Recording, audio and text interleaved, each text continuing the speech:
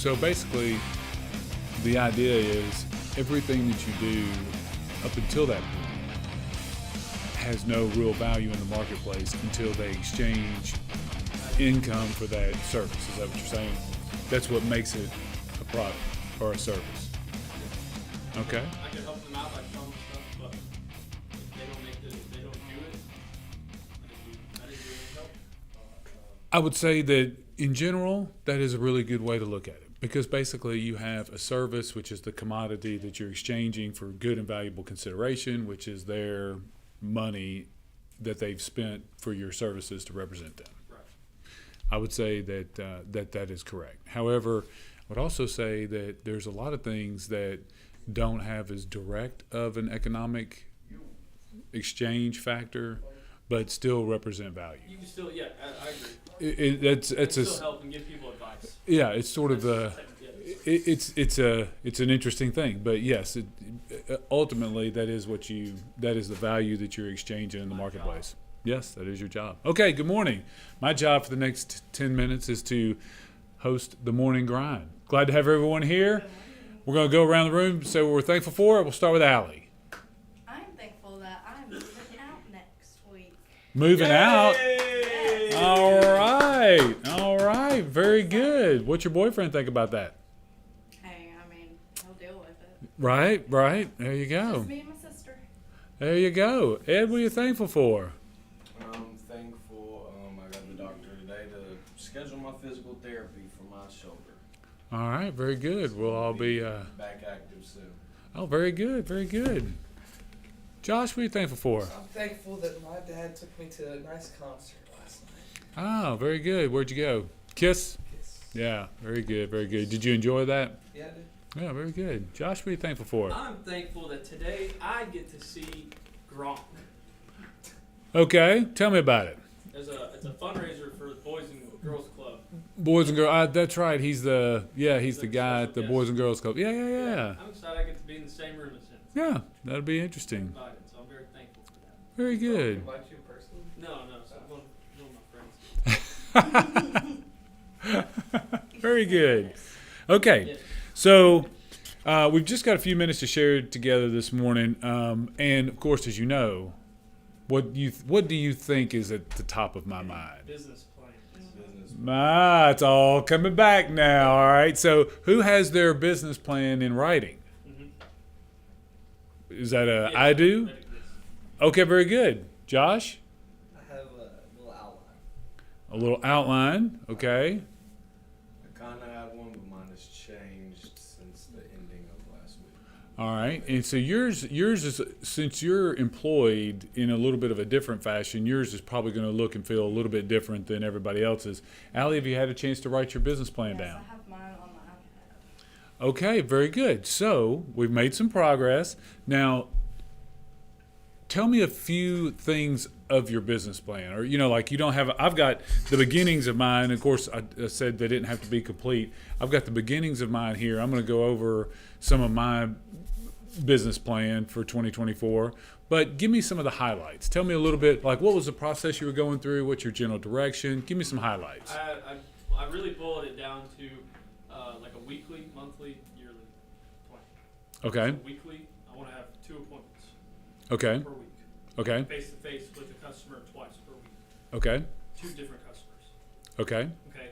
And I feel like if I work 2 new 2 prospects. new prospects per week, Okay. if I'm able to do that per month, I should, if my closing ratio is correct, I should be able to do 2 to 3 deals per month Okay. at that. I got you. So if you get 8 to 10 face-to-face meetings with new prospects, then the conversion rate will end up being 2 to 3 a month out of that. Okay. All right. And then, so my yearly goal, Okay. like end goal is 30 units. Okay. And revenue, like net, is 100 grand. Okay. Very good. Very good. Probably a little more, but I want to be conservative. Well, you want your goals to be, you never want to limit yourself. Right. Right. I mean, you never want to aim too low. Right. But you also have to have goals that you believe are within reach. I mean, yeah, you don't want to limit yourself, but I would say that if you said, you know what, I want to sell 1,000 houses next year, probably that's going to be a tough road to hoe. But Yeah. I think that is very reasonable for your experience level, skill set, what the market affords. I think that's very reasonable. Josh, when you've made your outline, what were some of your things you were outlining? For the daily one, it's definitely making sure prospect 2 hours every day, no negotiable, because me and Josh have found out that when we do that, our business is a lot better. 100%. Yeah. And for like an overall goal, I want to drum up 15 deals and close on my own. Okay.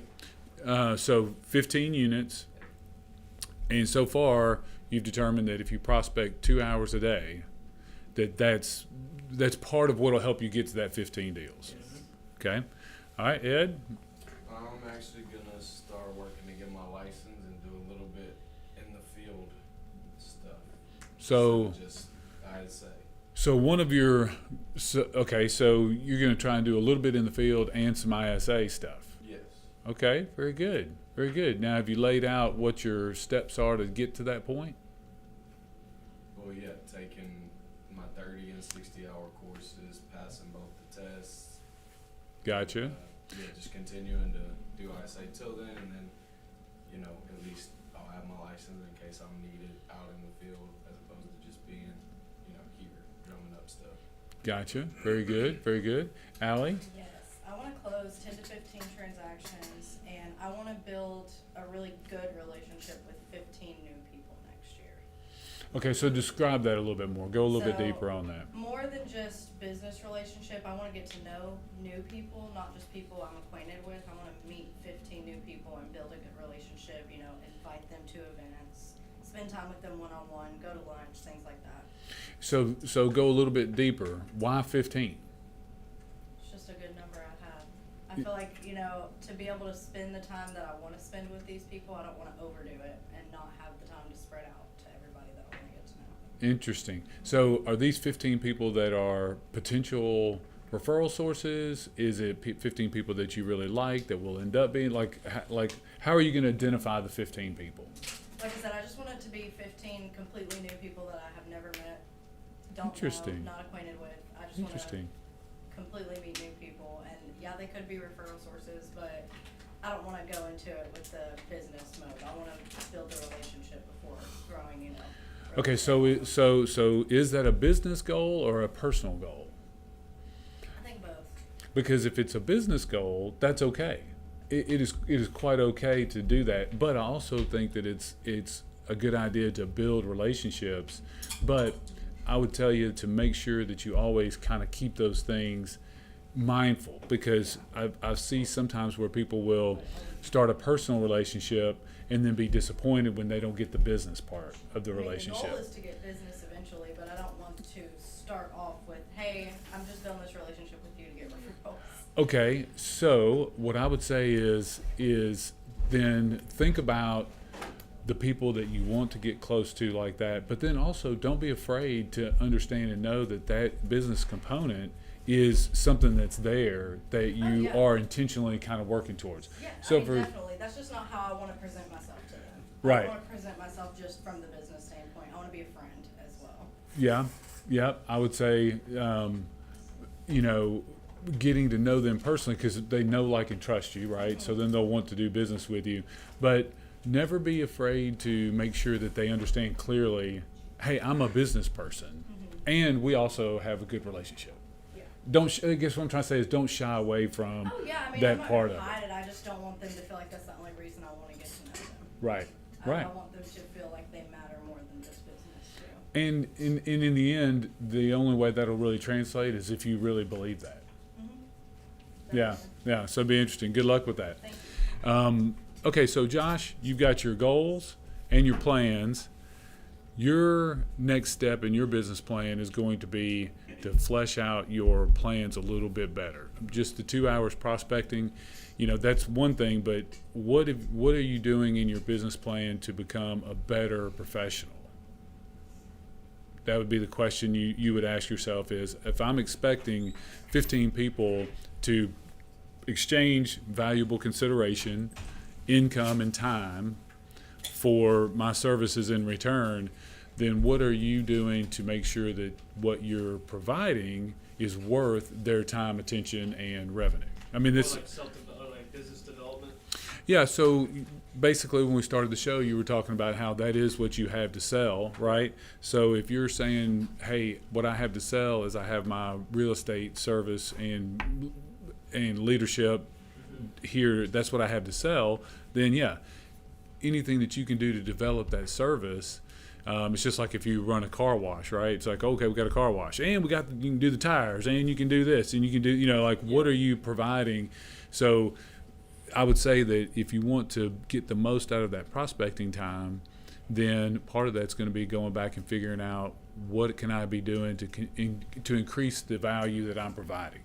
Because I would also say, just like Josh was talking about, the ultimate goal of providing that service is when the transaction happens, because then the market has said this person has exchanged valuable consideration for that service. But there's a whole lot that happens before that happens. There's a whole lot of buildup that gets to that point. You've got to build your skills. You've got to understand how to help the customer. You've got to understand how to find the inventory, how to negotiate, all of those things. So in your business plan, you've got your goals, but then your plan should involve that personal development. Right. And it's more than just prospecting. It's prospecting, and then also prospecting and also increasing your value that you're providing. Trish, good morning. How are you? Good.